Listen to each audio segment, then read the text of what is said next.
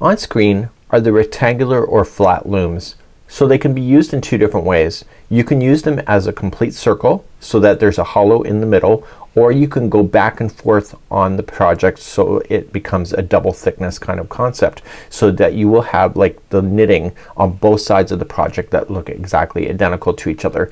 And in actual fact it's pretty fun to work with. You can also just use the loom and go from one peg all the way around and stop at the other one, so therefore it'll be double the width of this. So it's a really great opportunity to be able to play with this kind of concept.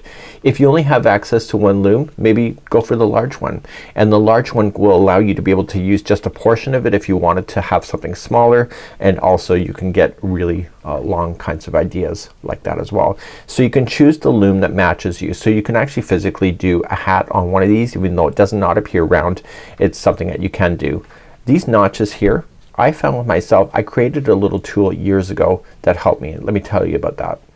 So you'll notice that there's outside pegs. Those are usually helping you to get started in a project. So you wrap it around, and it also helps you count the number of rounds when you're being able to do a project if you're doing it in a round.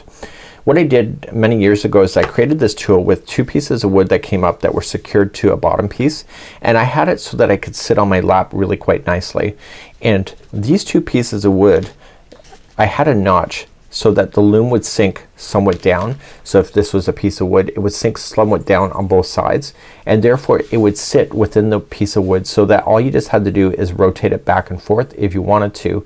And also if you're disabled or have mobility issues, what you could do is just have it stabilize and sit still so that you can use your other hand to be able to knit with. So it's just a one-handed kind of contraption. I found with myself it took a lot of pressure off myself by just having this sit on my lap, and I could just loom knit really quite easily. So it's a neat idea to be able to play with.